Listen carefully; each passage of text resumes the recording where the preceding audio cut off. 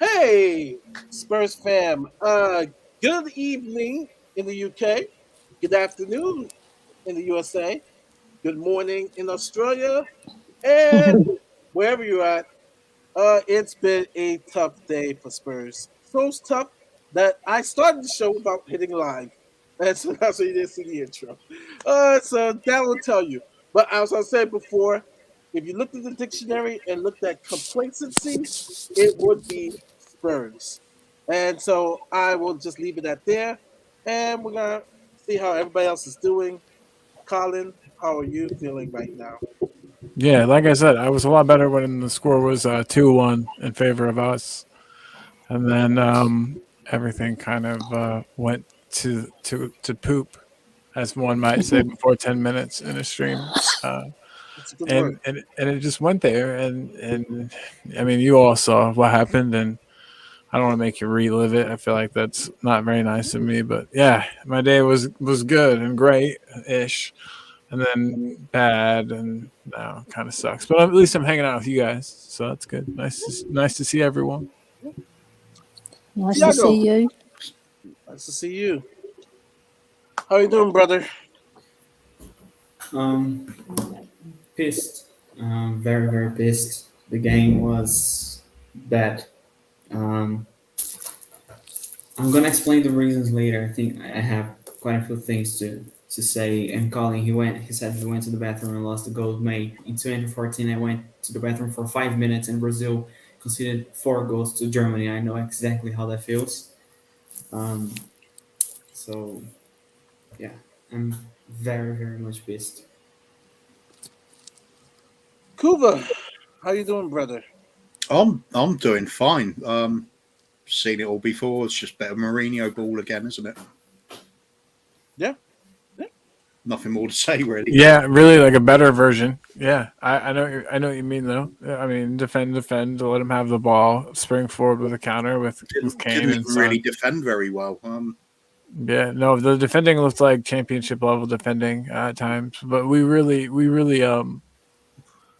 yeah, we were really dependent upon that springing that counter, and it was always Kane looking up for Son or Son looking up for Kane. And if it's the two of them, you know how we used to be the Bale team. It looks like the Kane and Son team Yeah, right now.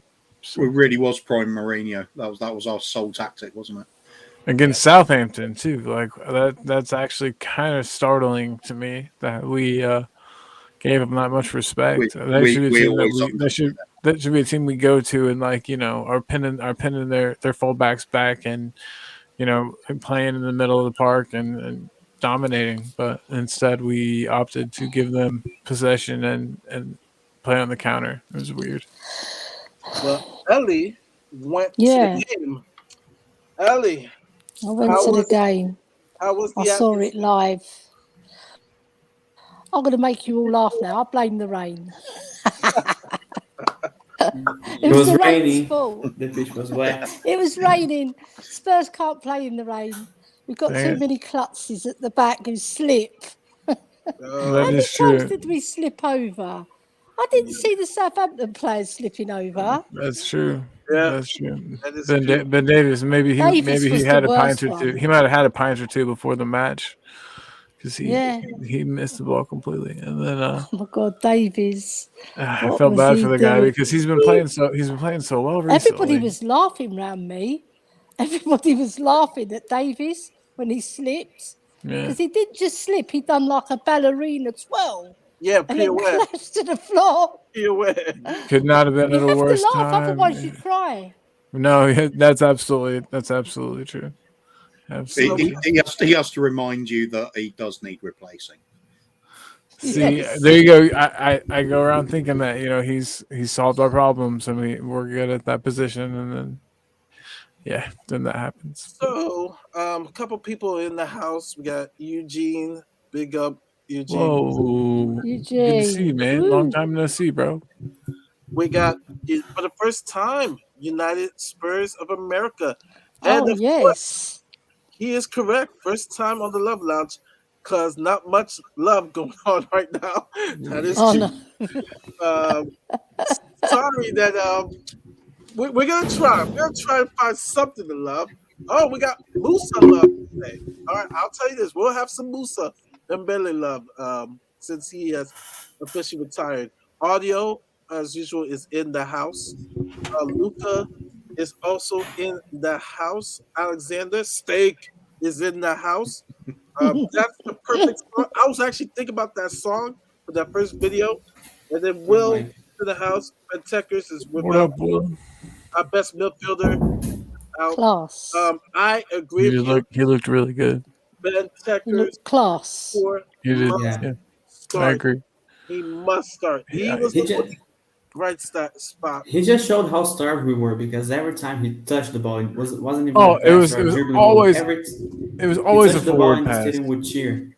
The It whole was stadium would cheer as soon Yeah. as he got the ball. That's always a how forward starved we are Effortless. pass. in midfield. Always looking to create problems. Looking for passes that other people wouldn't, like reverse passes, and Forward, you know what I passing mean though, forward, he would and always look passing forward forward, first. but reversing the angles and stuff. Like I don't know, it was really Yeah. cool. Some of Oh, the that balls pass to some of the Lucas yeah was that he the threaded first through. one. Yeah, Was yeah. very nice. Very I don't intelligent think a lot of player. people would have seen that angle to go for that pass at Yeah. all. We don't have a team full of players like that, and it was really cool. It was really cool to see. And then On his first touch, everybody's clapping. yeah, it's like First touch he did. Ericsson vibes almost from him. Just with Clapping. what And he he knows lifted the when to release crowd. the ball. He knows Yeah. he's he's Like I said, I was getting excited, literally getting excited every time he touched the ball because there was something positive going through. But before we go any further, I did choose a song. It's a song whenever I'm down, pretty much depressed. Um, this song I play, and sorry to relive it, but here we go.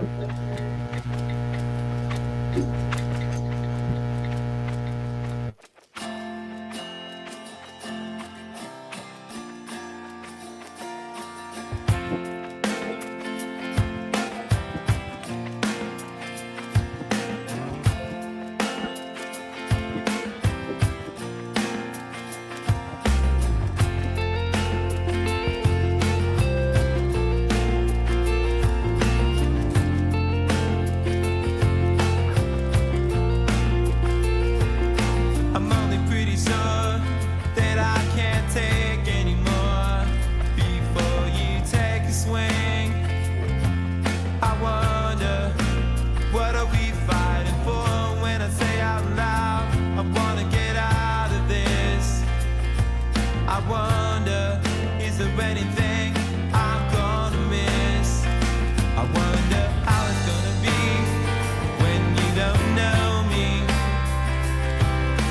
How's it gonna be when you're so I'm not there?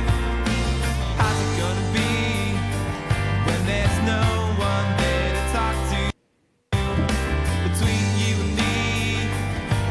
'Cause I don't care. How's it gonna be? How's it gonna be? Okay, it was not good. Full time, 3-2, Southampton. Um, yeah, there's a lot we can say. Not too many bright spots. And on the chat, people are talking about Bentancur. I was saying it when he came in. I mean, I got an excitement on when he came in. Very few people I was very happy with. Sonny, I was okay with. Kane, you know, he did what he needed to do, but there's so many things to dissect. Um, but I thought the wingbacks played not so great, and really, more mad at Reguilon. There was a sequence, and I'll go to Colin, where was it Bentancur? It was Bentancur. They were on it was like 5-on-2, like it was a 5-on-2 uh, break counter. And the pass for Reguilon went so wide and kind of behind, it killed a great opportunity. Like I was just screaming. at Reguilon. And Yeah. just to sum it all up, just my rant, that if you look at the dictionary and you look at complacency, you look, they have Spurs right there. The thing is, we can't handle good things or success. All right, 3-1 win against Brighton, and then a letdown like today. I was more worried about this game than Wolves. I'm actually more worried about this game than Wolves because of just the last couple of years, it has been the same story. We have this complacency. I don't know where it comes from in our mentality because we haven't won trophies to be walking, with our chest out like, okay, Yeah. not to show up. Like today should have been a game that we See, I don't think it was any kind of cockiness or anything like that. I think it's fear. There's some kind of weird fear in these players. Like I see players on the other team puff out their chests and get angry and talk to each other and say, "Hey, it's past 10 minutes," but they say, "Hey, go fuck with this guy. Like we're getting in his head. Like we can get we can get Lo Celso or number whoever. We can get him. Like go for him, tackle him hard." There's all kinds of like I feel like teams are mentally stronger than us, and it's been a problem for a long time, and I don't really understand Colin, what the deal very is. sorry to cut you off. I'm gonna send you a picture on Twitter. okay. I don't know if you can see right now, but if you can put it up because it's an image everybody needs to see because it shows a lot about how we concede one of the goals. So yeah, sorry, Colin. Okay. Oh no, I was just gonna say we play with this weird fear where we respect our opponents too much. I don't think that we disrespect our opponents. I think we give our opponents too much respect in that we sit off them and let them have too much time on the ball, and we just play scared. We don't play like New White Hart Lane is our home. We don't play like the home team. I don't feel like at New White Hart Lane, the Tottenham Hotspur Stadium. I don't know. I could just be talking shit, but that's the way it seemed to me. There was a lot of like when I don't know, like we just don't have any players that like will properly fight, and that's a shame. Hopefully, we need some grafters. Maybe Bentancur can be a grafter because we need one. Yeah, yeah, and it's really, really discouraging game. This is a game. I said this on a show with Tommy and Mr. Spurs, where we were saying that for top four, the team that we're worried about is Spurs. Spurs. We are our worst. If we're not That's going a to get good one. top four, we're not going to get top four. It is because of us. We are the only team that's stopping us from getting top four. And today was a perfect example. Um, Tiago, your thoughts on the game? I'm about to pull up the picture. Um, yeah, okay. Where should I start? I have so many options. Um, I think I should start with the midfield. I don't know why, but I feel I should start with them. Pierre, he didn't have the best game. He didn't have the best game at all. But he still showed more than Winks because for me, Winks showed absolutely nothing. Winks was sleeping the whole 90 minutes, in my opinion. When Højbjerg was subbed off, I didn't understand why it was him and not Winks.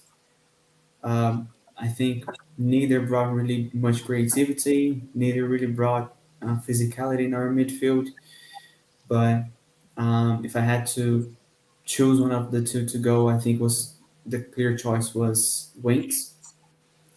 Um, the front three, I think Sonny and Kane were not bad. I think Kane on the ball was very good. The passing, spreading the play. Sonny also had some good moments. Lucas had some good runs for both goals. But my biggest complaint about the attackers is Lucas in defense in the first half because I think he lacked so much press. And you brought up the picture exactly at the time I was going to talk about defense. Before we start, In no way, shape, or form, I'm trying to say Emerson was good and trying to defend his performance. I'm not doing that. But look at him in the picture. He's on the left. He's the last player on the left. Three players going into him. Where was the help?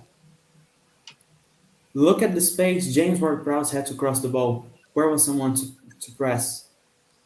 The most dangerous crosser in the league had space to make a cross. And Emerson was alone against three players. Who will everyone talk about? Emerson. Emerson gave away the ball 17 times during the game. Sanchez did as well. Nobody's talking about Sanchez. Ben Davies was bullied the whole game. I'm not even talking about the slip. He was bullied the whole game. His aerial duels were terrible. He was losing pretty much every single one of them. Nobody talking about him. And that is my problem. The same players, I've said this lots of times and I've said this in your channel, Mari. Some players let us down years ago. They are letting us down again and we need them to step up. Winks, Sanchez, Davies. You could Emerson let us down massively today. He was so bad. I don't think it would have been better if Sanchez was there. I think Romero nowhere near the level he showed on Saturday. We need to talk about them. Talk about Emerson, yes, but talk about the others because the others were just as bad as he was. He was doubled up the whole time in the first half. Where was Winks to help the cover? Where was Højbjerg to help with the cover? Where was Lucas to help with the cover? Then Emerson had to get out of position. And who was the cover? Sanchez, who would leave his position in defense, in the back three. Where were the others to help with the cover? I mean, yeah, you make a very good point, dude. A very good Exactly. point. This a nice picture. James Ward-Prowse, I was saying in the back before the show, is the most dangerous guy when you give him space in all of Europe. He is the most Yeah. dangerous guy. You cannot, He's as you look at this picture here, you cannot give him space um, to get the ball into the box. You cannot. This is the last guy that you want to give space. I mean, like literally, this guy is lethal, and we gave him a couple of chances in regards to scoring because James Ward-Prowse was able to get it into the box. Beautiful. Yeah. The thing is, you look at that picture there. Seven Southampton players. 5 of them you can put a 5-yard circle around with nobody next to them. Right. Yeah. That's beyond shocking. Play That's ball not right just to their the feet. Yeah. midfield as well. No pressing the whole game. The positioning is just so off. You know, The midfield was it really must be bad. some It was it must be really, some really kind bad of a today. zonal. It must be some kind of a zonal marking, but like it's really gross. It doesn't look good at all. yeah, It's just terrible. immense stupidity as well. There's nobody taking any responsibility there. Yeah, I can see No. that too. Like I said, it No seemed like we were playing with a lot of organisation. fear. We were playing with a lot of fear. Like I don't know what it was. They had a little bit more of an edge. I hate that narrative. I really do. But tonight was an example of it. It might not always be true, but today we were softer than Southampton were, and they were ready to fight more than we were. And I feel like that Yeah. was the difference. Was that they were going into 50-50s harder than we were. They were, They were more hungry than us. Yeah. Just before- You look at it the positional sense there as well. Like Armstrong, one of their attackers, all he has to do is drop back slightly. Nobody with him, loads of space. right. And then he can hit it left-footed, right-footed. Yeah. I know what you mean. Look how bad it was. Emerson, if he decides to go to Elionussi, he has Che Adams and the number 15 free. If he decides to stay on Che Adams, he has other 2 players free running into the box. If Ward-Prowse overhits the cross, the 15 will be free behind all of our defenders. There was nobody Yeah. to go over there. We need First person Eric to Dyer. do it. That sounds disgusting, but we need it. We need Eric Dyer. I feel like he really does help in. When he wants to be a clown, he's just as much of a clown as our defense was today. Yeah. Yeah, no, I'm not saying he doesn't make mistakes. I just feel like aerially No, he might be the wouldn't best. have He might helped. be the best we've When got. when he's bad, he's bad. Sanchez Yeah, but was playing Thiago, he really hasn't well been before. bad. But who's not? Who's Yeah, who's a been human bad. being and Sanchez isn't bad wasn't being bad. sometimes? Sanchez wasn't bad against Chelsea. We were not good against Chelsea, but Sanchez was marking Lukaku. Did Lukaku play dangerously against us? He didn't. Sanchez kept him quiet. Sanchez has been solid. since Antonio Conte came in. Look how bad he was today. Davies has been Thiago, solid. he hasn't been bad as he has been, but he has been bad. Dyer, out of all of them, has been the best defender that we've had since Conte came in. Can't deny it at all. Maybe I actually Davis has been really good too. If we're talking center, I honestly think with the unique position that Davis plays, he might be one of the best defenders under Conte too. He's up there, I think, with Dyer in importance. But I think what we lack with Dyer, we're lacking with Dyer in the centre. Yeah, Dyer in the centre, Romero on the right, Davis on the left. Because today, like you guys were saying, right? Colin, it's that fear, it's that arrogance that we think we're just going to win games of football without playing at 2-1. Right, like because we know we outskill people and we have them beat. You know what I mean? And player for player, we know we have a team beat. I think, and we go into matches knowing that, but we're not ready to fight and to defend that fact. And on any day, any team can beat it. That's why the Premier League is so fun, and that's why gambling's a thing, and that's why if every game the better team is going to win, then what would the point of any of it be? So we go in and we know we've got the better team on paper, and we play like that, and that's the problem. No game is a gimme. We, especially us, we should not have this air of just okay, we're the better team. We should always be hungry. We should always be starving to get a win. Southampton today played hungry. Oh yeah, who's that dude? That his last name starts with a J? I don't know. Some he seemed like some Eastern European guy, but maybe I'm horribly wrong, and if I am, I'm very sorry. But he appeared to be an Eastern European gentleman, just judging by his last name. But he played literally like with such ferocity. It was awesome. He reminded me of like Carlos Tevez, just in the way that he was like, just I don't know, hunting the ball down and like never stopping. And I don't know. It's dang, I feel like that's a response to me, and it hurts me. But I mean, Barry what? I wonder how many players, defenders make individual mistakes that cause goals. I mean, I'm sure it happens. So yeah, that was pretty bad. It was pretty bad. We'll go to Ellie, who was at the game. Yeah. Your thoughts of the game, Ellie? Are you there? Else, We'll go back to this.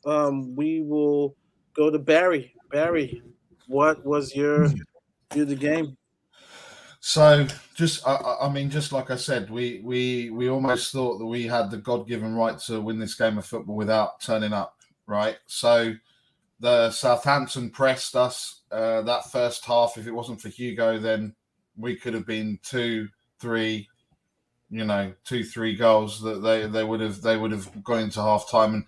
And I was just talking to LJ and Gaz and obviously they were at the game as well. And a win would have certainly flattered us. I think a draw would have flattered us. Southampton deserved to win that game of football without a shadow of a doubt. The players that I think their first goal summed it up. Davis slips, Sanchez heads it back into a dangerous area.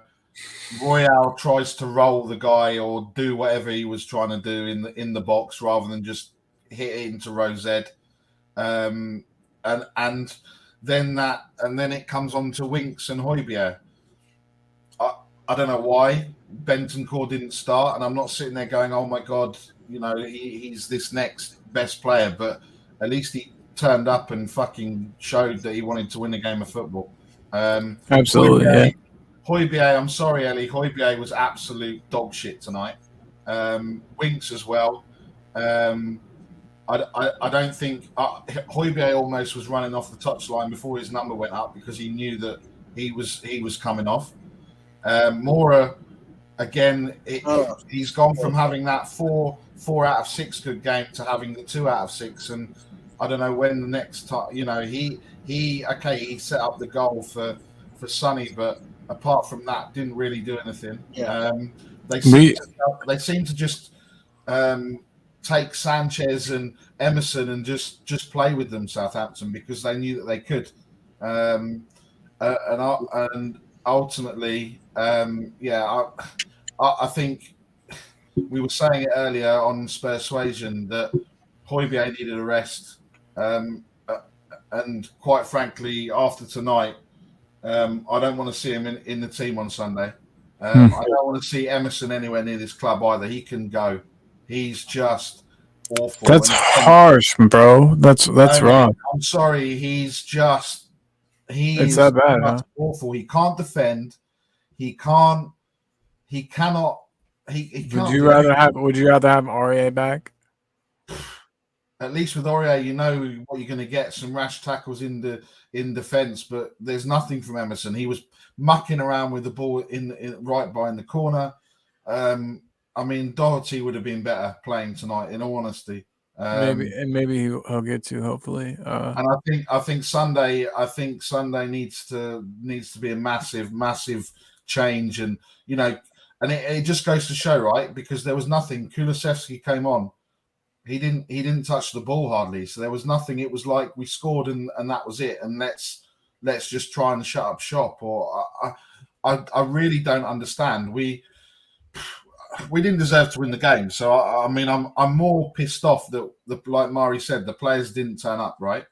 I'm pissed off about that. I'm pissed off that we're still saying about Emerson. We're still saying about all these players. You would have thought that the players in midfield, the players would have shown up, and there's a bit more competition, and there's people that want to come on board and be fit. And Sunday, for me, Moore shouldn't start, Højbjerg shouldn't start, Emerson shouldn't start, and that's where we need to start for Sunday. And as much as they've been, as much as that probably pains me to say it in terms of Højbjerg, because he's probably been one of our better players the last 12 to 18 months. But the rest of it, I feel embarrassed that they'll go home tonight and they'll take their wages at the end of this week, because they were more concerned about. I think we were more concerned about not fouling on the edge of the area, that we just sat back and let James Ward-Prowse do his thing, right? Because we know if we'd fouled him, they would have had a chance of scoring from the free kick. Well, actually, we just sat back and if you look at the picture that Thiago sent you. Sanchez should be on the guy running into the end of into the middle of the box. Romero should be on the guy that Sanchez is on, and then that means that Emerson doesn't do what he did. I mean, for both of them, he didn't even try and go for the ball. He just kind of put his leg up, and I don't know. I'm going Sunday, and we'll be behind the boys. But if I see Emerson, Højbjerg, and starting, then that's not going to be a great start, if I'm honest. Hey, real quick too, if everyone could hit the like and sub, like that would be really cool. There's only like 7 likes on this video, which is kind of crazy because there's more than there's 7 a fake people. Hoover in the chat as well. Yeah, I think it's more likes. Thank you, brother. Ellie, you were at the game. Your thoughts on the game?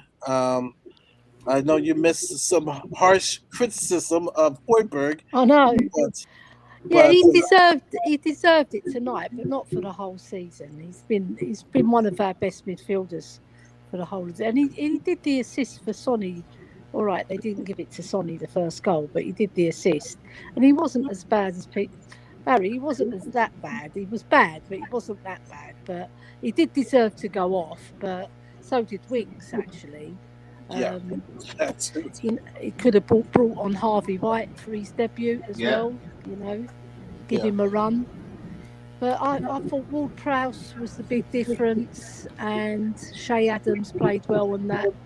I can't remember his name, but their striker, their Albanian striker, he was very good as well, very aggressive. But Ward-Prowse, he was all over the shop. He was bossing the midfield. We couldn't get near him. He reminds me of Ericsson a lot, because he can play the ball simple. He can play through balls. His crossing is immaculate. Those 2 crosses, world class. Are you talking about Bentancur? No, we're talking about No, Raheem Ward Ward-Prowse. Prowse. Oh God, Bentancur made sorry. the difference. Ward Prowse. Some of his through balls, but yeah, Class. Ward Prowse is. I can't believe that he's not going to the World Cup. I know. I mean, the guy, he plays it simple. He plays through balls. He does crosses, right, pins it right on your head. You know, what more do you want? He's like Ericsson. He's very, very similar player to Ericsson, and he's very. He doesn't get bigged up a lot by other fans. He does, but he should be being bigged up for the England spot because he can Yeah. add a lot to our England team as well. He doesn't play But we for didn't deserve to get one of the anything big out of the four, match. though, We Ellie. were awful. Yeah, Yeah. I said if he was on the England team, they probably win the Euros. I was saying it when they didn't choose him. I was just, uh, he should get more respect. I know he's not the typical box to box midfielder, or he's not maybe great defensively, but what he does is excellent. And you name me, Yeah. there are a few people in Europe that can do what James Ward-Prowse can do, I know. and people He's a tend, proper footballer. yeah, Yeah. He's a true footballer. he You is. know, that's what you want from a midfielder. Like Ericsson could give to us, he gives it to Southampton. It's a pity that he hasn't got world-class players surrounding him, because he'd look even better then. So we got Wolves coming up. What does Conte do in regards to his team? I mean, the easy one, I think everybody on the chat and on here could say Bentancur has to start. We don't know if Skip is coming back, if he's He won't healthy. be back. He won't be back, Maury. So it's the 10 full days. So it's between Winks and Hoiberg. Hoiberg, he may just need a rest, but we're thin. Since now we got rid of Lo Tanguy, and Delhi, we're actually back to being thin because Skip is out. That's between three midfielders technically that we have. So what do we do for the Wolves game now? Because we're trying thin. I mean, does Lucas start? I thought Lucas was horrible today. Yeah, he got that assist. That assist is the only. I was like, please bring it, Gulu. But Colin, what does Conte do for Sunday with this lineup? Yeah, there have to be changes. Do we play Doherty at right back? Do we do it? Is that what needs to happen? Yeah. I think maybe. And, he has to. He does. He really does. And that's where we are, and that's fine.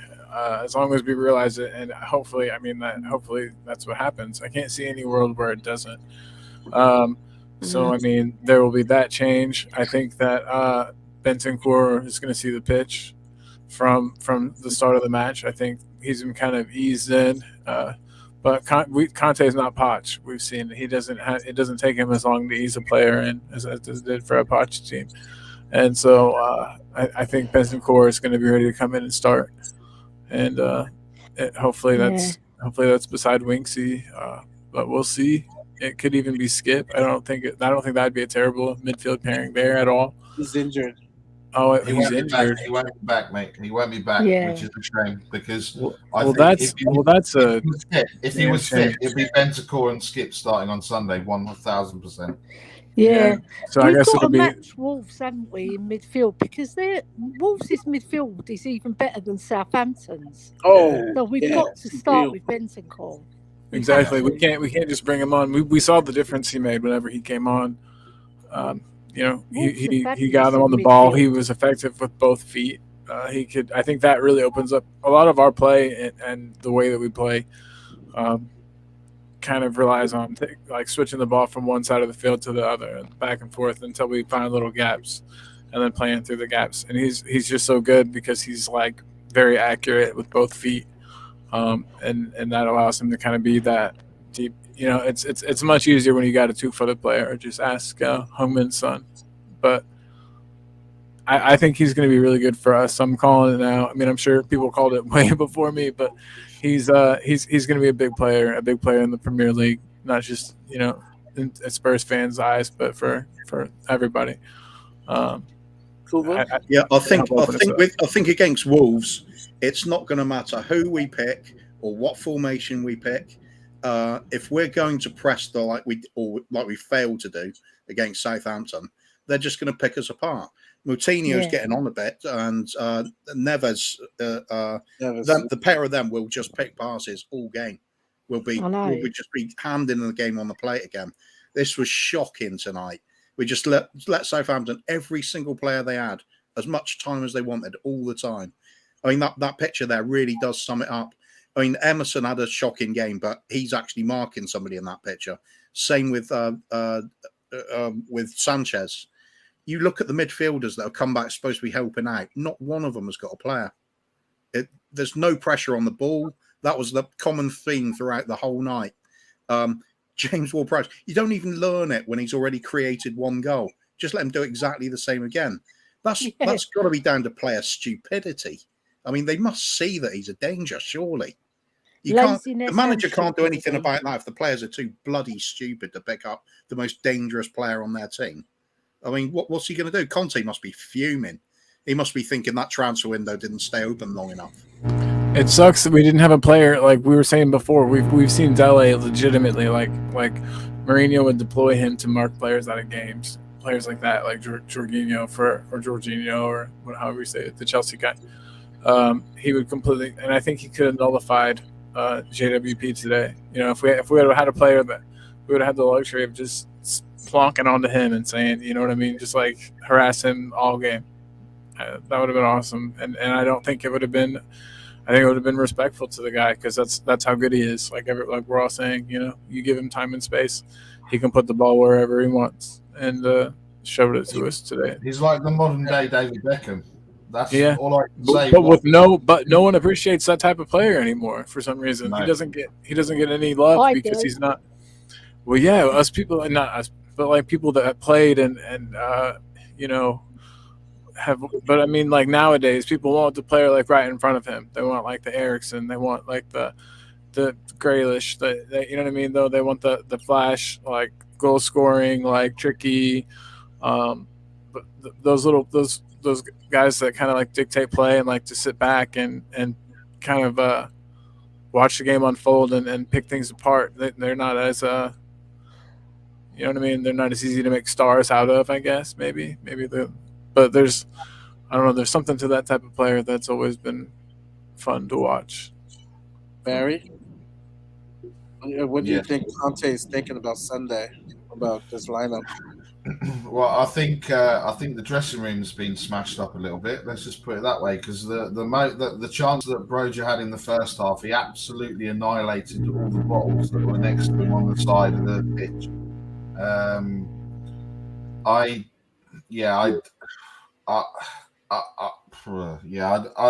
think he's going to be absolutely fuming, and I think.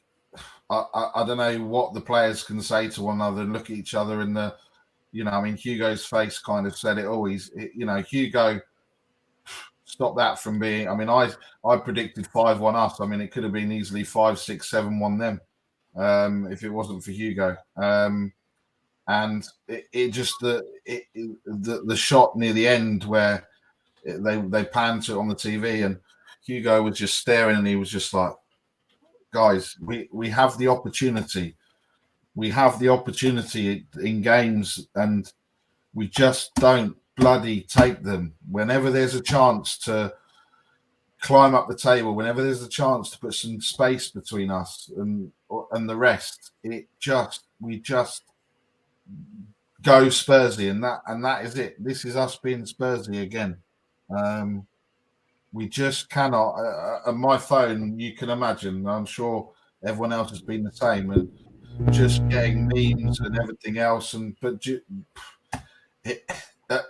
only good thing is that there's a game on Sunday, right? So in times when things are going well, you want games. Now there's a game on Sunday. We need that game to get over this game, because we can't go into the 3 away games against City, Burnley, and Leeds, because we'll lose all 3. You saw Leeds tonight came back away at Villa, and Villa have been playing amazing. Burnley are fighting at the bottom of the table, and City obviously are City. There's not much to say. We need to say about them. So yeah, it could be a tough few weeks if we don't pull our fingers out, right? We could be out the FA Cup. We could be where we are in the table and have not, we've wasted all the games in hand. And then we're looking at, I don't know, what we're looking at. It's just depressing. I think, like Kuva said, just depressing. And I think Conte's sitting there and, okay, Romero we've got, but it doesn't change anything, right? We need a centre-back. We probably need 2 centre-backs. We need a right wing-back. We need a creative midfielder, and we need a striker. Like we've been saying, weeks after weeks after weeks. It doesn't change that. I just want to forget about tonight, if I'm honest. There's nothing really much more to say, Mario. I can see it in, I can even looking at you, Mario. You just look like whatever, you don't even, and normally when I look at you, you're smiling, you're positive, you're happy, but even though it's taking the toll on, I have a slight headache. I actually do have a slight headache. I'm just trying to wing it. And part of it was Spurs, part of it was work, but Spurs did not make it any better. And now I'm just thinking, because I'm just thinking of the plays. Like, literally, I didn't even, Davies really, effed us up. But then I'm thinking more of, now I'll pose this question to Ellie. Should Session play the next game? I thought Reguilon was horrible today. I don't know if anybody agreed, but I mean, Ellie, what did you think of Reguilon? Should Ses get a chance to play the next game? Yeah. The thing is, I like Reguilon, right? I do like him, but today he was awful. He was really awful, and he should have scored as well. Yeah, you know what? It's good to have competition, right? So if you drop their asses and bring in other players, they'll fight for their position, because in training they'll work harder and they'll buck up their ideas. Because tonight was a shambles, a shambles. I mean, from the caption you can see the best crosser in England, and no one's pressing him, and he's got all the time in the world to cross the ball. It was a complete shambles from start to finish. We were lucky to get ahead, actually. I was shocked when we went into the lead, but it didn't last long, did it? And the only bright spot was Bentancur when he came on. Class player. Yeah. That's the only one I would put my hat on. And say, But funny how we see things differently sometimes, because I thought Reggie was actually one of our better players tonight. That's saying much. That's saying much. There was one, and I guess I'm harping on that one sequence where we were on the counter, and Reguilon's pass on the counter in the second half was horrible.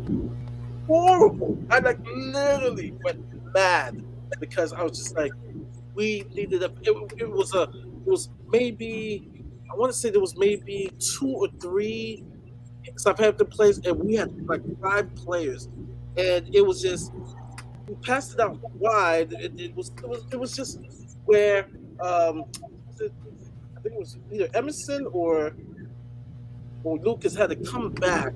It was it wasn't saying much. I mean, the only person that put a smile on my face was Bentancur and Sonny, and kind of Kane, because Kane was pretty much the creator. Had to do what he had to do what he had to do. But I mean, I'm giving horrible ratings. If I had a rating, I'm giving horrible rating for Moses' team. I'm feeling like Scott. Although Scott's on the stream, I watch the stream. I'm feeling like Scott today. I'm literally feeling like Scott today. Yeah. Oh, Hugo had a good game as well. We would have lost a lot more. Yeah. Well, 22 shots, 9 on goal. I mean, Hugo had to have. What? I didn't look at the stats. Was it really that many? 23 shots. Yeah, like how many did we have? 10. Yeah, we had 10, but they had 9 on target, but 23 shots. So yes, Lloris. I mean, he had to be everywhere. That goal was getting peppered. Yeah, before we go on, Colin, you mute yourself. Okay, yeah, because your mic was giving static. If you could fix that, brother, because it was giving some static. Do you know what this proves, though, Mari? There's no easy games in this league, right? Because teams are going to come and they want to get the 3 points off us. So we've got to be ready. We weren't ready. There occasionally is some easy games, though, isn't there? Yeah. Sorry, occasional easy game is playing us. Yeah.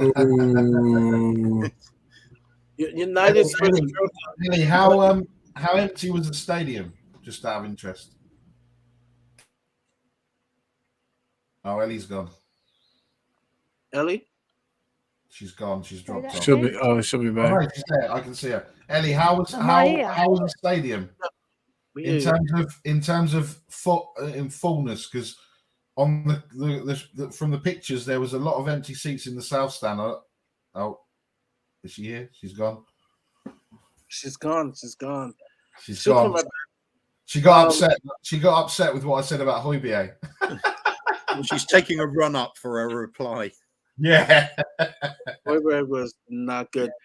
Yes, that was the play when he had like options and he chose the worst of it. But the worst of them he chose, the pass was horrible. About Reguilon, you're supposed to be the expert. Like we're talking about Emerson. Like that pass was horrible. He definitely had a couple of bad moments, but I thought overall he was actually pretty good. It created a lot. He probably should have scored one as well. He was offering something going forward. Ellie came back to change her name to Ellie Betancourt. Yes.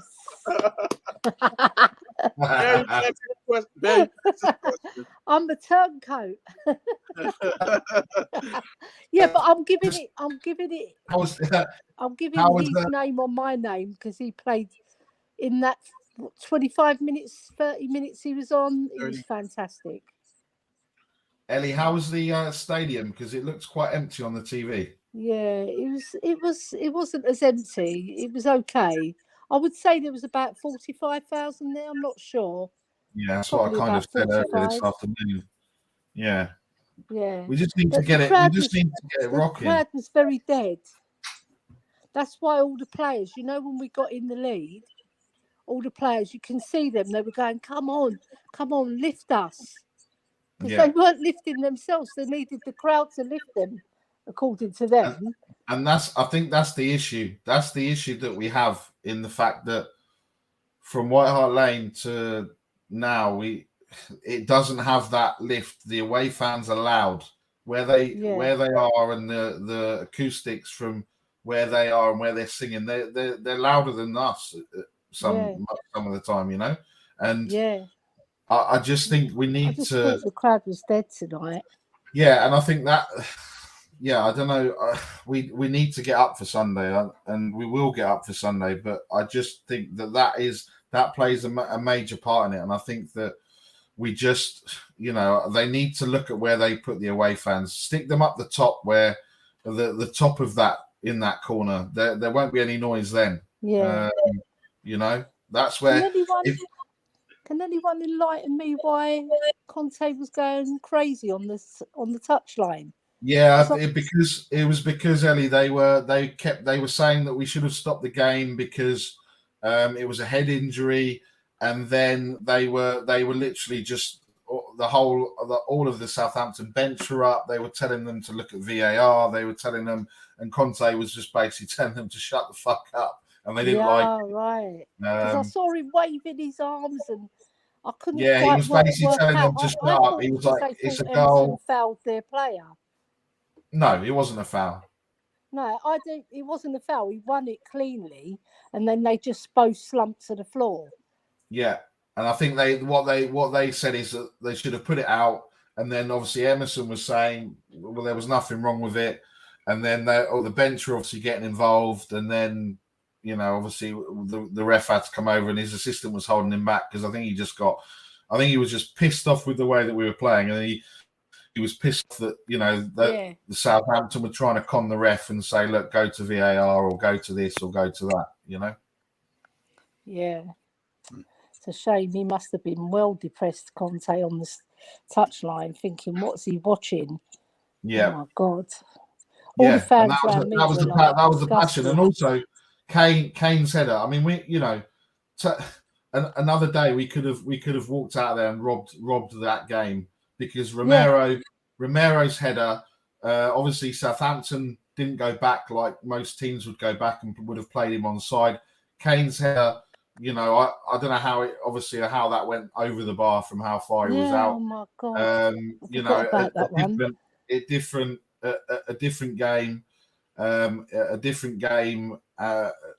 It would have been different, but it's fine. Our attacking was actually good. All the attacks that we did were pretty good. But it's just that final ball. Even Sonny, right? Okay, he scored, but he should have scored before that. He had that heavy touch in the penalty area when they were pressing early on in the second half, and they were pressing and they won the ball back. And Sonny had that chance, and he just had that heavy touch about 10 yards out, and then obviously there was that as well. I think I'm getting a little bit worried. Yeah, getting a little bit worried about Sonny because he's seems to be having less and less impact in games. I thought he was back after the rest, but he's always likely to pop up with a goal. I suppose that's why you keep him in the team. But it is a bit of a worry. Otherwise, I thought Kane did pretty well, apart from the header. But even the header, Emerson's boot was flying up towards his face in rapid time. So that probably distracted him a bit. He still headed it down. But all the good attacking play we had did still come through Kane. Reguilon as well, with some crosses he put in were excellent. But that was it. We had nothing coming down the right.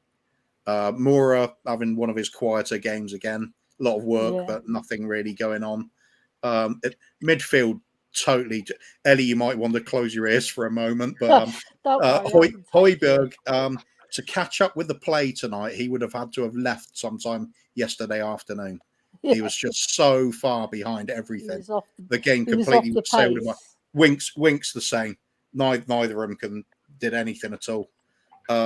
We needed Bentancur on so early. It was amazing he didn't come on at half time. I think perhaps a braver move would have been bringing him in during the first half because we needed to change something. That nobody was making the step up. Nobody was closing them down. They had free run. All of their players had a free run. That picture again, it just sums it up the whole night for me. All those players, freedom of the park, and so many of our players doing nothing. Midfield just absent. It was just shocking. So we were isolated. When we were attacking, there were times we were looking all right. We missed a few chances. We could have done something with it, but the rest of the time we just handed the game to Southampton. It was just absolutely diabolical. When the same team came out for the second half, I was thinking, what the fuck? I couldn't believe I was thinking, it. I don't normally swear, but I went, what the fuck? What's going on? Temptation would have been to the same 11. Well, sometimes you can do that if they're giving them a real rocket and they come out firing to try and prove themselves, because the manager's laid into them. But it was just the same, wasn't it? Yeah. Well, we were pretty pathetic, weren't we? Yeah. And you know what? I don't want to talk about this game anymore because it's just Let's move on. Yeah, let's move on. And I got some good news, people who are watching. I got some very, very good news. I think you guys are going to enjoy this because some big news that happened.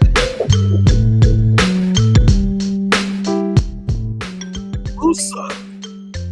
Musa has finally hung it up domestically and internationally. Dembele, he is finally hanging it up. He is. There's so much things I could say about him, but it's bring me back to the good old days of just him and Victor in the midfield and Ericsson. I mean Dembele. I mean that's when our midfield. No one was fucking with our midfield. No one was fucking with our midfield. And so I know Colin did a special show to him for him, and then that show got edited because I guess you took footage that you weren't supposed to. What does Dembele mean to you, Colin? Dembele is probably my favorite player that I've ever got. By the way, is my mic still crackling? Is it crackling? Here, let me fix it. Yeah. Go to someone else if you don't mind. Go to someone else. I'll be right back. Okay. Kuva. Musa. Oh, sorry, my hearing's gone. Yeah, it wasn't just crackling, Colin. It was like really loud, like maybe you're holding it too close to speakers or something. Yeah. Anyway, Musa. I mean, Musa used to frustrate me when he was playing for us because he was so damn brilliant. I always thought, where's the 15 goals a season he should be getting? But then when you look back at it, you think, yeah, what he was doing, he was the anchor in the midfield. Nothing was coming through him. When we had Jan and Toby at the top of their game, Musa sat in front of them. That was it. The other team was just shut off. We're just playing their half easy. What a player. What a player.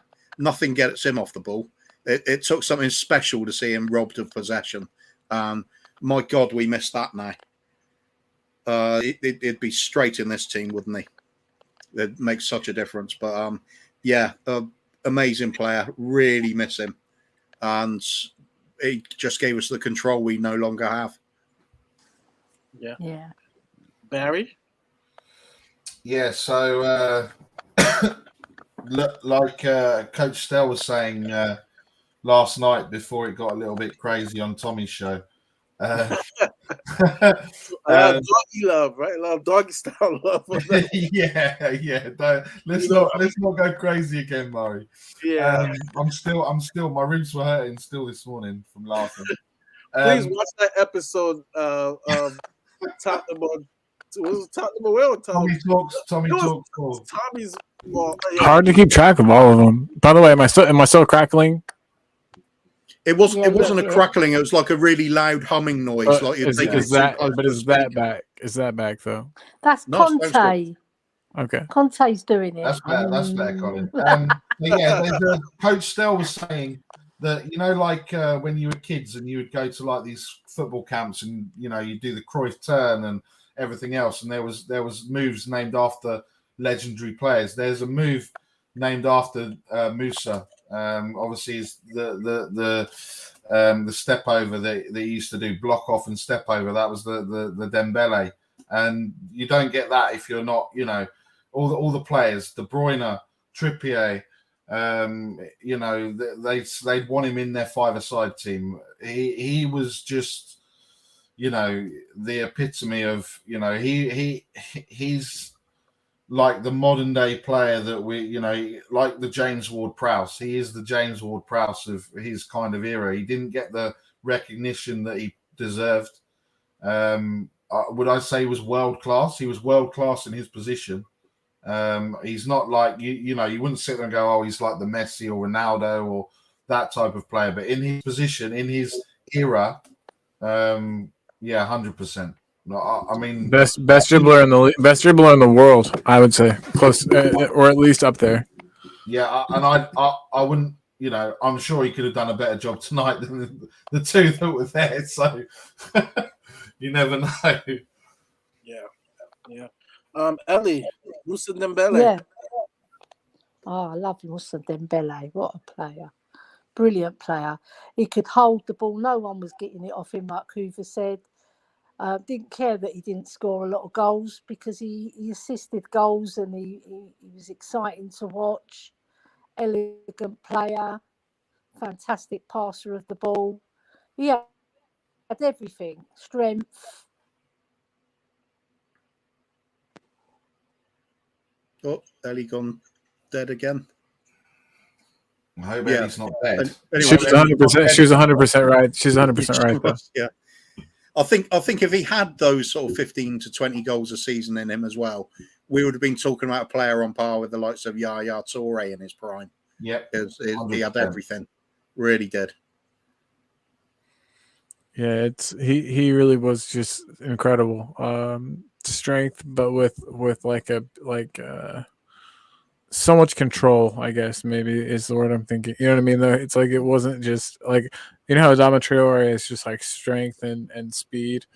Dembele is like strength and control. Like he knew exactly. I don't know. He was really precise with his movements and used his body extremely effectively. And also was strong as an ox. Like he was awesome. There's nobody really that plays like him. There's some players that I see similarities in, but I don't know, man. Yeah, we get pressed so easily nowadays. With him in the team, he didn't get pressed. No, I mean he would invite pressure. He would invite pressure from two players at least, and then beat them, and then release somebody else who then had some room. It was awesome. I've just dropped Bentancur for Ellie Dembele. Oh, there you go. Yes, Nice. good choice. At least it's not going to be Nod on Belly. Yeah. Right. We all thought we all wanted him to be the next Dembele, but it doesn't work out like that. It didn't work out, did it? No. No. Yeah, Alexander's saying about feels like Skip was inspired by Moussa Dembele when he was in the youth team. You definitely would have been, and any of the youngsters of the club would have been inspired by him. Yeah, I saw cut above, wasn't he? I saw a response. A lot of people were saying if Dembele played the rest of the season during that Champions League run where we made to the final, we would have won. And I saw a good point. That last year, he did have a lot of injuries. It changed him a bit. And that's why we let him go to. Was it China? Was it China? Or, yeah. Mm-hmm. And so he went to China. It was a pretty safe bet. If you wanted to make like a nice little parlay on your gambling, just bet for his team because he was on the best team. And how could you beat Moussa Dembele? So that was always a safe one to add to your parlay. Well, he also asked to go. Remember, he said that he couldn't handle the rigors of Poch's training in the Premier League, and he actually stayed for like an extra half season for us, and then we let him go. From what I remember, at least. Yeah, he knew his knees were shot away, so I couldn't blame him for going for one big payday at the end there. Yeah, what a pity. We've had a few good midfielders wrecked by injury over the years, though, haven't we? Wanyama as well. He was another one that dominated, and then injuries just wrecked him. Killed his career with us. Yeah. Yeah. They ended up going to MLS, going to, I think, Montreal. We lost Ellie again. She'll come back. But I want to make a great announcement. I'm going to get to the day where I have music for this guy. This guy has been a mentor. I'll just do it for you. The full package. Mentor. I call him man genius. We call him Mr. Rant. Matter of fact, he's more positive than us tonight. I don't know about that, but whatever, homie. Quickly on Dembele, and then give us your thoughts on the game. Well, I mean, Moussa Dembele was by far the top 5 defensive midfielders in the Premier League, not just for Tottenham, but in the entire league. You could easily say top 3, especially during his prime, during the Poch era. But yeah, he's not gonna. I mean, you're talking N'Golo Kante level of player, right? So, one of the best deep lying playmakers to ever play to play the game. So he's going to be a big miss, but definitely a huge miss for us. To be honest with you, I think our downfall began when he left. Our form started to tank in the league when he left. And I think our woes have been because we haven't been able to replace him. More so than Christian Eriksen, losing this man was by far a bigger loss for us, I think. Yeah, it's tough to say that. Yeah. And we struggled with, a defensive midfielder until we got Hoiberg, the last season. And, but no, you're exactly right. Him and Eriksson were two guys that we missed and we didn't replace until, we kind of got Hoiberg. But Hoiberg, it's a bit different from Dembele. But yeah. But let me remove him and let's get your thoughts on the game. I said this team, if there wasn't a word to describe this team, I would say complacency in regards of just, for some reason, we can never handle something good, meaning the Brighton game, and then the next game, boom, back down to reality. I don't know, is we get that confidence like, all right, we're better than this next team that we're gonna play, and we get complacent. And it's kind of like we don't have that luxury. We don't have that history of winning to even have that sense of supremacy. We should always be hungry. And I feel that today should have been a game that we should have won, be hungry, and it goes back to I forgot which show it was. It was Tommy's show. What stops us from getting top four is not going to be United. It's not going to be the other teams. It's going to be us. We're our worst enemy. Go ahead, Will. Yeah, no, I mean we definitely are our worst enemy. Look, you can blame the slip, Davies' slip or his poor clearance on that first goal. But Emerson ball watching allowed the goal itself. Emerson ball watching on the second one. Emerson ball watching on the third one. Some people are still on Twitter not willing to admit that Emerson Royale is a flop of a signing. I don't know why. I don't know what people gain from that. It's very clearly obvious that there's only one individual to blame for today's loss, and that's Emerson Royale. Doherty doesn't ball watch like he ball watched.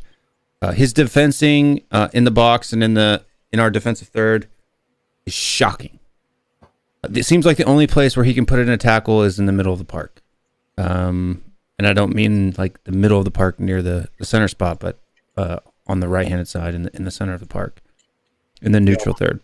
I've drastically had to change my opinion on him because all season I've said he looks like half a player, and I was wrong. He's not that much. Yeah, he's not even half. So this one here, if you look at Reguilon's marking Kyle Walker-Peters perfectly here. That's not a dangerous position that Walker-Peters is in. But you look where Emerson is when he's marking number 10. As that ball flies into the box, Emerson just watches it. He doesn't go with the runner. Yeah. He doesn't move. He literally just sits and watches. Can you say that maybe he is kind of like indecisive because there's technically three guys who... No, the person he's marking is Adams there. Yeah, I know. But if he would have switched over to number 34, is this the... He can't. He has to stay with the deepest... This is the third goal. Yeah. He has to stay in... He has to stay with the deepest man. He's the last man there. Everyone else, look what's in front of him. You have Sanchez, Romero, Davies, all in front of him. Winks, Kulu standing there. It's technically, Kulo's marking number 24. But number 24 never even gets on the ball. It's Adams. Emerson just lets him run past him. And then starts running after Adams already passes him. You can't do that when you're the last man.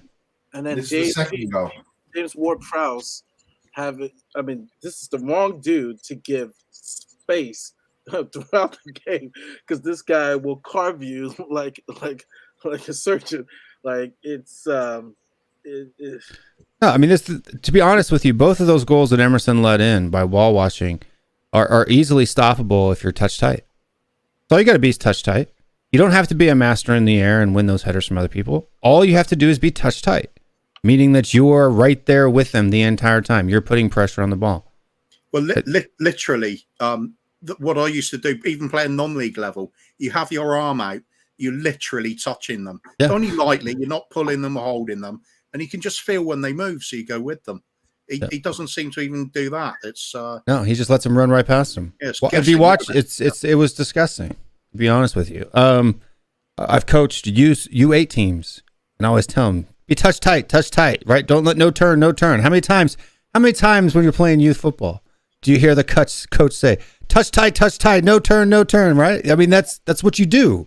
You get touch tight so the man can't turn, and when balls are being played into the box, you're touch tight with the guy that you're supposed to be marking, and people, it wasn't a set piece. You still mark people in open play. That's part of the game, marking people. You mark people all the time. You don't just mark someone on set pieces. You're supposed to be marking people all the time. And when you're playing a 5 at the back and you're the last man and the ball's on the opposite side of the field from you and you're the last man, you have to be deeper than the deepest man. You have to be. That's defending 101. Right? And to be a Brazil international and not be able to do that, it's shocking. The other phrase is goal side as well. Exactly. If you're not that, then you've lost control already. The attacker's dictating what's going to happen. It was just poor. I hope you're Nothing right. else to say. I hope you're right.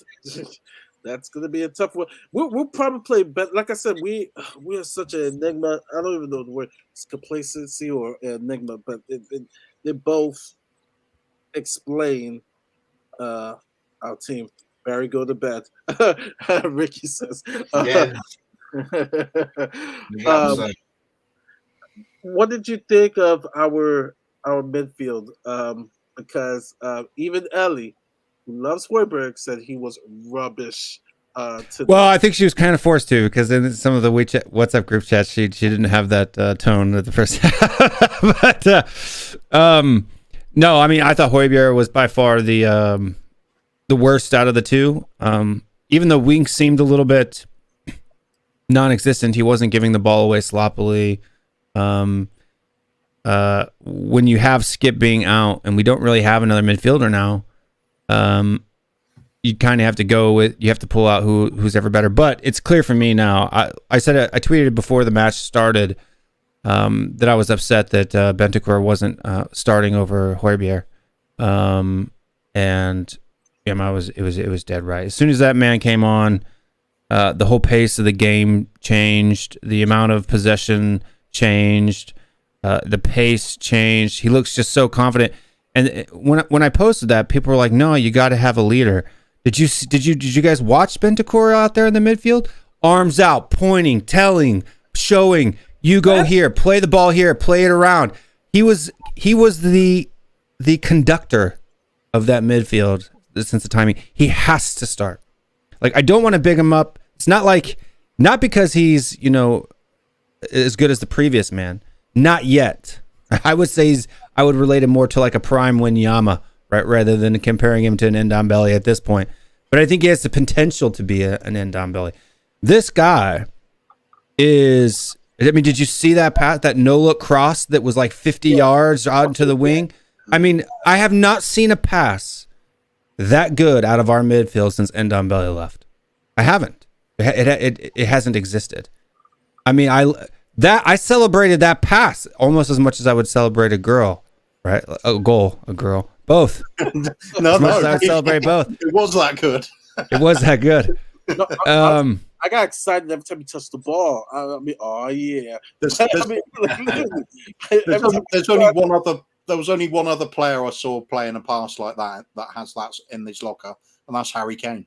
Yeah, I mean, it was a Harry Kane-esque pass from the midfield. I'm saying he's the deep lying playmaker that we need, and that's why I was actually calling for a 3-5-2. So if I'm going to blame Conte for anything today, it's like he should have played a 3-5-2. We just can't play a 3-4-3. The midfield, at least right now, isn't good enough. Maybe if Bentancur is starting, and you have Skip back from injury, then maybe we can try to play that 3-4-3 again. But right now, especially with Højbjerg and Winks starting in midfield, we can't play 3-4-3. We just get torn apart. There's not enough bodies in that midfield. I would have liked to have seen like a Bentancur, Kulu, Winks combination where Kulu and Winks kind of sit in those center midfield positions. Kulu being the little one pressed a little bit more forward, Winks being the more box to box, with Bentancur sitting there being the anchor and the deep lying playmaker. Kane is on up top. Don't be naughty, Højbjerg was bad. I don't think Winks was worse than Højbjerg today. I'm sorry, I don't. They're just both missing. Yeah, Winks was missing. Like Winks didn't do anything spectacular, but at least he was consistent on the ball. Like I wasn't cussing him out every time they gave the ball away in midfield. You know what I mean? So, did he help? No.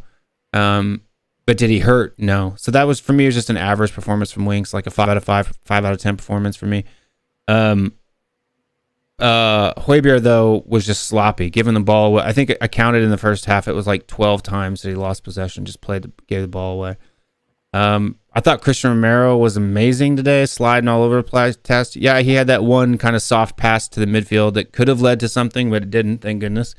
But if this was a team that had better quality up front, we probably could have lost this match 5-2, 5-3, 6-3 easy. But that's what I was saying before this match happened. I think we could have been, if Bentancur would have started, we could have been a little bit more, I think a little more aggressive, and you could have even seen maybe a Kulu Mora starting in that midfield, playing center mids in a 3-5-2, with Son and Kane up top. Because I think you saw, Ward-Prowse, did some things in the second half as well, but I think we had a lot more control in that midfield moving forward. And if you get Mora and Kulu to drop a little bit deeper, I just don't like Kulu as a right winger. I don't think he has the pace. Like you saw that ball played down the wing there. He was chasing it down and he just couldn't get there. He's just not fast enough. I'd rather see him.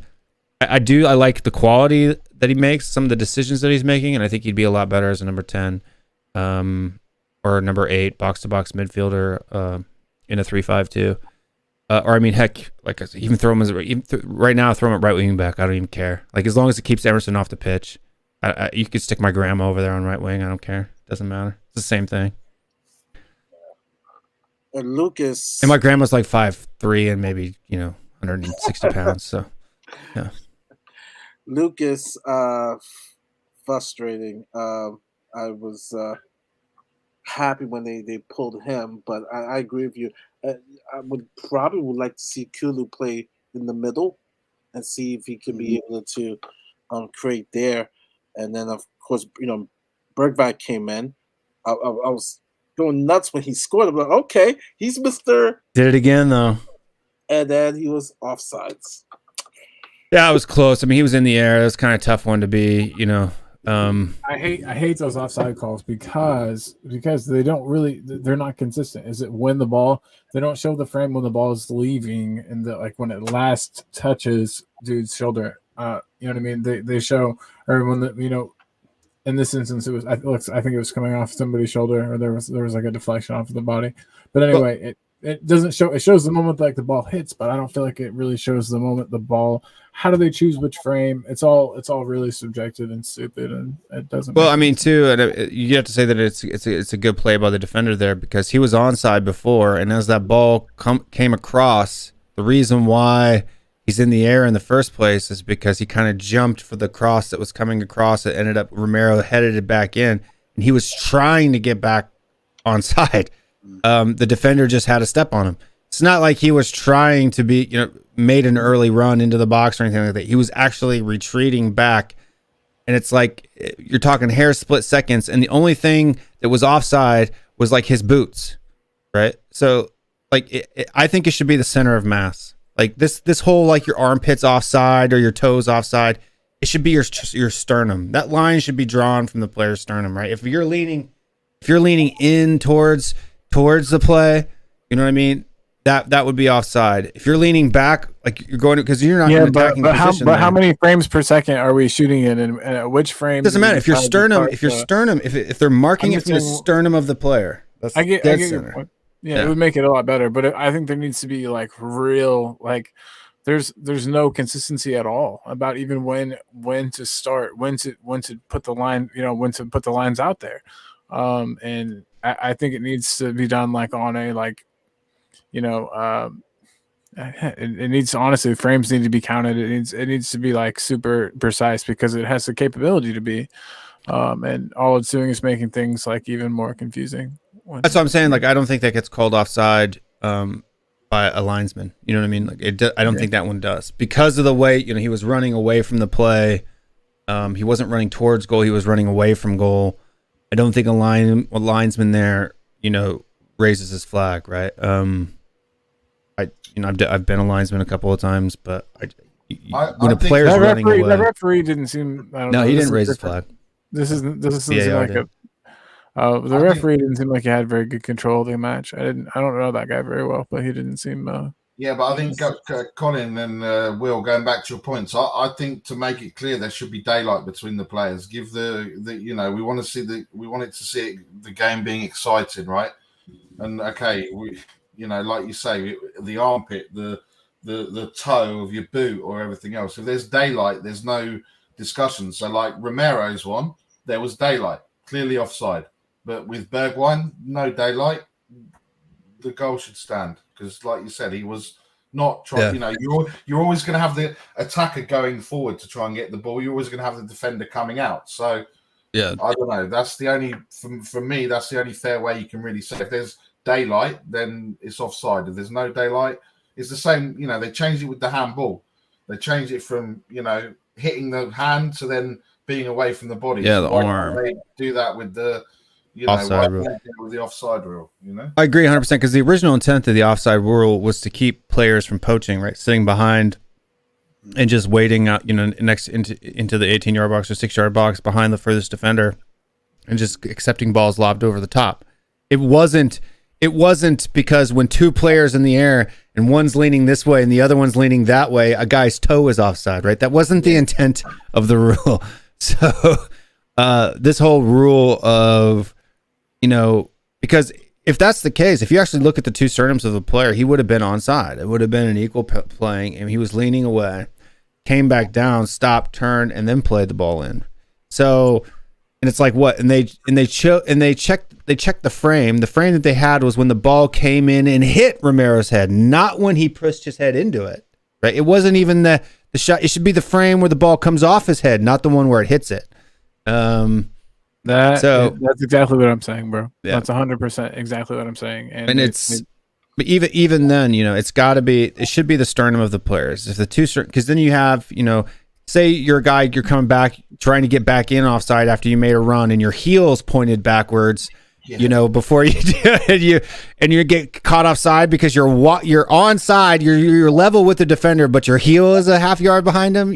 Come on. It's getting silly. It's getting silly. One thing that we talked about when you were on the chat, and I admit, I'm being harsh, but some other people brought up a good point. I just want Reggie to do better. I just hate wasted chances.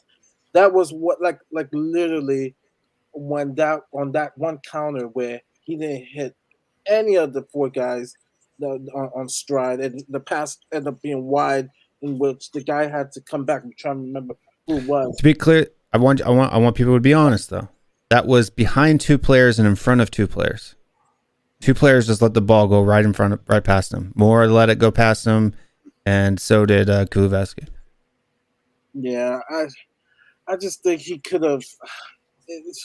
That cross to Harry Kane on that far post where Harry Kane missed that header was pinpoint perfect. Yeah. No, you could have literally just stood there and it hit you in the face and gone in the goal. You know what I mean? I think the reason he missed that was Emerson's boot was on the way up to meet Harry Kane in the face. It probably put him off a bit. But the cross was fantastic. I personally thought Reguilon had a reasonably good game. I did too. He was an amazing, and that was a fire save from Foster to come out and slide the way he did and get an arm up to block that shot. Because Reguilon took that one time, right? Ball came in, boom, strike, and he got good power on it. I think he was just unlucky there. He did mess up a couple of times. So he wasn't brilliant. Yeah, but he wasn't perfect. He was decent. Yeah. I would say a 6 out of 10 performance for me for him today. 6.5 maybe. Yeah, it seems. But I wouldn't give him below a 5. I've seen that. Whoever's just posted that about the Super Bowl, apparently. Yeah, I just saw that. Just breaking news. Yeah, not surprised. What about the Super Bowl? That we're going to bid to host it. 2026, the 2026 Super Bowl. It's doable because they'll probably start the game at 3 on the state side. Make it Super Bowl Sunday, the day on celebration. That would be 8:00 in London. We better sign 5 or 6 players that year because that is going to bring in a truckload of money. Yeah. Oh yeah. Semi-truck full. Yeah. Or some more flats. Yeah. There's some It's more a hell of a thing if we pull that off, though. Yeah. Oh, it'll be huge. It'll be the first Super Bowl outside of the United States. I don't know how American fans would feel about that because that's like one of the most attended games. How would we feel if the FA Cup gets final? Yeah, or the Champions League finals in LA or something. Well, the Spanish Super Cup was in Dubai. It was just in Dubai. It was just in the Middle East, and no, I mean the NFL. That would be huge for them. It would definitely be huge for Tottenham. I mean the sponsorship, the games, and to be honest with you, not a lot of the fans. With the current Super Bowl, Cincinnati, LA Rams, a lot of these seats are corporate. Maybe a good 10,000 to 15,000. It's gonna be it's gonna be sold out. It's going to be sold out. Yeah, look, I don't watch NFL a lot, but yeah, it's going to be. So the next segment, like I said. We started with ranting, and now we're trying to at least leave here with a smile. I know it's hard, but I got some good ones. I got some good ones for our caption this, and so.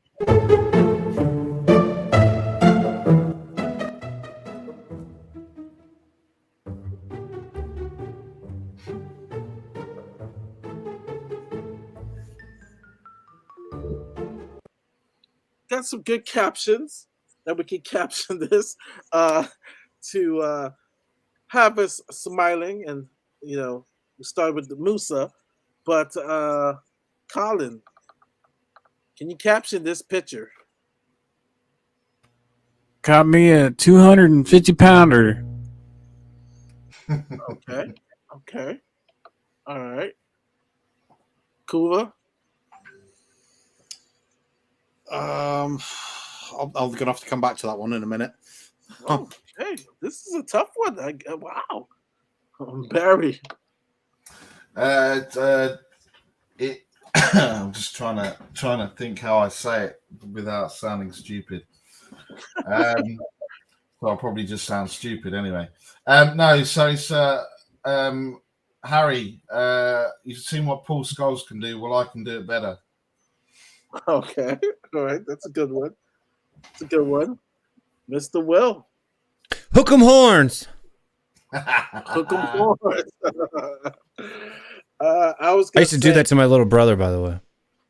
Called fish hook here in the United States. Yeah. Get him with the hook. Maybe Harry's saying, "This is how Zuma feeds its cat."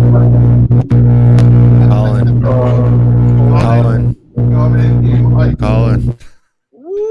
You send me your address, man. I'll send you a present. Oh, that was worse. That was like UFO. Are you cursing? Are you cursing? It's doing it again. Yeah, it is. Yeah. Oh man. I was just saying, are you in need of dental work? I mean, All right, so it's poisonous. I'll help you get it out. That's a good one. That's a good one. Kane. Boris said I can test people by using my hand. Okay. Okay. All right. Harry Kane would rather cosplay Mick Foley than play for Tottenham. Mick Foley's a wrestler from WWE. Who's the Brighton player? Is that the goalkeeper? No, that's not the goalkeeper. No. Right. No, because that was That's the when he scored. It's when he scored the goal, no? When he slid in. That's where you've got it from. yeah. Yeah, on Son's thing. Yeah, one of the defenders. Yeah. All right, let's go to the next one. I find these performances hard to swallow. That'll be another one. Yeah. Oh, this one is easy. Ronaldo missing his penalty. So my caption for this is how I feel right now after the Spurs loss. This is how I feel. Mine is he's thinking I should have gone to City. Yeah. Similar lines. I used to be in Madrid. Oh yeah, that's a good one too. Playing off Balotelli, why always me? Ah, why always me? Yeah, that's a good one. Did you hear Italy is wanting to bring him back on the team? Well, why? They're good. I mean, it doesn't make sense. Huh. That's weird. Who smells fish? All right, that's a good one. Or I'm a celebrity, get me out of here. That's another one. Or I used to be a celebrity, get me out of here. Yeah. Used to be a celebrity, get me out of here. Oh, Ben has a good one. When I was thinking Miami is nice this time of year. MLS. It's warm. It's warmer than England is right now, especially Manchester. That's for sure. Or do I have to do a Greenwood to get out of here? Apparently, he doesn't even play football anymore. So apparently, he was sacked or something like that. He was let go. Ronaldo searches for his next CR7 fashion label contract. The next one. Oh, I got this one. The Sissoko art of shooting. Yeah, yes. This is for Bruno Fernandes missing it in wide. This wasn't a penalty. This was an open play. Open play. Yeah, he completely missed it and pulled a what I call Sissoko. Hoover. Harry Kane did that the other day too. Yeah. Perhaps that's what he's saying. Harry Kane did this. All the stars are doing it. I want to be like Kane, To infinity and beyond. Oh, that's a good one. Infinity and beyond. I'm a star player. I'll do what I want. Editor struggles to draw a straight line, which mirrors Bruno's awfulness. That's a good one. I'm going to show Daniel Levy why he should have signed me. Oh, yeah. Bryce, he's always a good one. Ronaldo when he misses show come on Netflix. Yes, his wife actually has a show on Netflix. He does. Following his wife. Or she does, rather. She does. It's just more vain. Giant red snake leaps from the crowd and puts the professional footballer off his game. So I'm assuming that's the giant red snake. Y'all thought Lo Celso could shank. Hold my beer. That's a good one. We score only when I dive. Oh, Bryce, that's a good one. We do know that Mr. Bruno is the Mr. Penalty, Mr. Diver. Ben says, trying to pass to GW at Prison FC. Oh, wow. A lot of players are getting in trouble lately. Is the goalkeeper running to the side and saying, I'll put 500 quid on you to score? Go on, mate. That's a good one. Bruno misses open goal in fear of facing Spurs in the next round. Okay. I like that. The next one. This is the Leicester fan that snuck onto the field and tried to throw punches. I think I've seen him somewhere before. I think he's done this before. This particular fan. Oh man, he should be banned for life. I'm hoping he's still watching, but I'm going to say, Dermot, where's your glasses?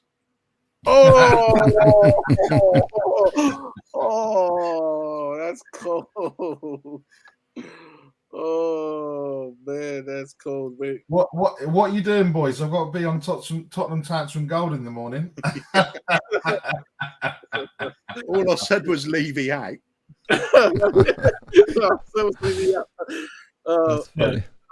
Ben with a horrible one right here. Prison FC has a better first team than Man U currently. It's kind of true. Oh man. Oh, Bryce. Is that Cody Mack? Oh no. Is that Cody Mack Price? Could be. When he had hair. Yeah. Rice had me crying yesterday. Guys, watch Tommy's stream. This guy, I gotta look it up. He posted something that was hilarious. Oh, wait a minute. Cody's the policeman on the right there. Yeah, he could. Did he throw punches? Ben's just posted a good one. Better being in prison than be on Tantrum Go with that Kaufman geezer. You'll never beat the Irish. You'll get at least 12 months behind the door. What a clown. Policeman looks like Will. Which one? I think the one on the left, or I guess it would be screen right. Obviously, the tall one. It's got to be the tall one. The one with that's rocking the beard. Yeah, the beard, the tall one with the beard. He's a little thicker than me. But. Yeah, but yeah, he could pass for you. He's rocking that beard. My nose is a little bit more Roman than his is too, though. So. Yeah. Bryce says screen right. I think that cop looks like I can't. I'm sorry, your name. I don't know you very well, but right above me. Barry. Yeah. Sorry. There you go. Barry. I think it looks more like Barry than me. Oh yeah. Good day. The next one. It is from the final of the African Cup of Nations. It's Mo Salah versus Sadio Mane, and that goalkeeper. Sign him up. He was amazing. I think he played somewhere in Turkey. Captioned this Kuva. I don't know. It's got to be something about us stinking against Southampton there, but they'll have to come back to one. Okay. Who farted? And then Sonny says he did.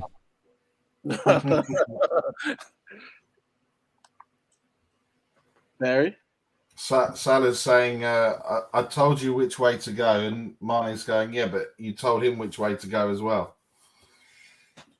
That would be true. Perhaps Salah's saying the range on these walkie-talkies is terrible. Who did you buy them off? Sadio Mane's like, did you hear? Spurs against Super Bowl 2026. And they still won't. And Salah's going, they still won't fucking win anything. I think Salah said, I'm going to go ahead and let you guys win so that you don't lose your spot to Diaz.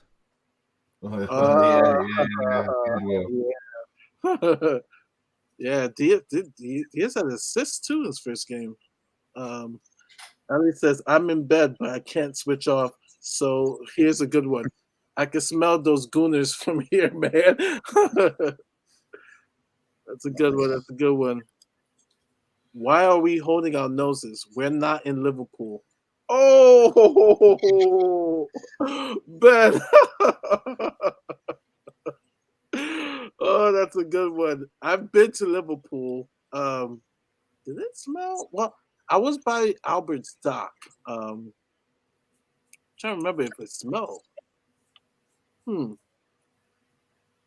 Park, dude, that goal mouth stinks. Bryce. Oh man. Is there one more? Oh, that was it. That was it. Yeah, we usually have more content, but I knew a lot of stuff was going to be based on this game. And so, gosh, want to focus on where do we go? I posed the question to Kuva and Barry. Well, I guess Wolves, we're thin, so we don't really have that much options. What if you were Conte on Sunday? What are you thinking in regards to starting lineup? I'm gonna have to watch Arsenal against Wolves tomorrow before I can really make a thing. But for me, if we're just looking at ourselves, it's got to be Bentancur has to start. It has to happen now. He has to be in the starting lineup. I don't care about any of this, bringing him in slowly bull crap. He's clearly the best midfielder on the team. Even if he makes a mistake, he can't be playing any worse. So he could play bad and still be just as good as everybody else. So, and then I would like to see more of a 3-5-2. I just don't 3-4-3 works for us.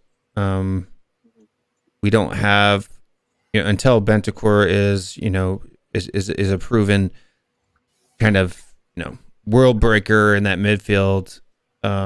We just don't have the wing backs to play that system. We just don't.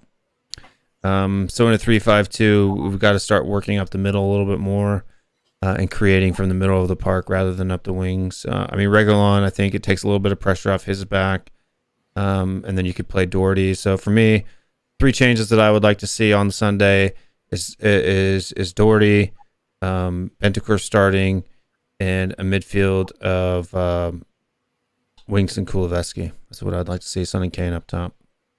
Okay. You wouldn't want to. I don't know Dyer's status.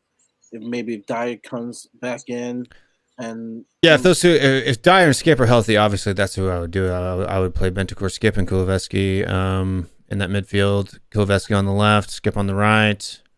Son and Kane up top. Dyer in the middle. Look, I'd like to get rid of Ben Davies. Man, I wish Sanchez could play left side center back because that's what I would do. But the one time that Sanchez played over there on the left, it wasn't very pretty. So was it? We need a few centre backs, don't we? Yeah, we could have got Kempf too for less than 5 or 6 because his contract ends in 6 months. Left-sided center back out of Germany probably would have cost us £4 or £5 million. And we didn't do it. So. Yeah. Well, there's nothing more I can say other than I will let you guys promote your channel. Starting with Kula, where can everybody find you? I was just going to quickly say about Wolves that I think it doesn't matter on the format. Doesn't matter the formation we pick. If we're going to play like that, if we don't press them, they'll walk all over us. But I'm with Will. Otherwise, I agree on the 3-5-2. I think we've got to control that midfield at all costs. We've got nothing on the right wing to make a wing back out of at the moment. If you're going to play Doherty, he's just going to play as a forward, basically. Emerson can't do the job. I don't care what people say now. He's less than that half player I saw earlier in the season. He can't defend either. Anyway, that's that. But if we do pack the midfield, do have Bentancur in there. If Skippy's back, fantastic. He'll add loads of energy. He'll be flying into the tackles. Højbjerg struggles to keep up with the play. I just think we'll be so much better with Skip there as well. It's really going to start to work. Now, as for the channel, Tottenham Tantrum Gold for me. Looking at our past heroes, the stars from the Super Spurs in the 60s and up right the way through the 70s, 80s, early 90s, quite often playing some old games and just celebrating our club's history because times were a lot better than they are at the moment. We didn't have Daniel Levy, and we were winning things. It was good. Check it out. Yeah. On there with Dermot, Phil Lattis, and our mate Ben Kaufman, who's in the comments a lot tonight as well. We'll be on in the morning, 11:30 GMT, doing our morning roundup as usual. Probably just slagging off the team generally. And I have a message for Ben. When I go to England, I want that same invite to your coffee shop, Ben. Right? Does Ben owns a coffee shop? He does. He does indeed. I want, and he's got his own channel as well. You'll find links to that from our channel too.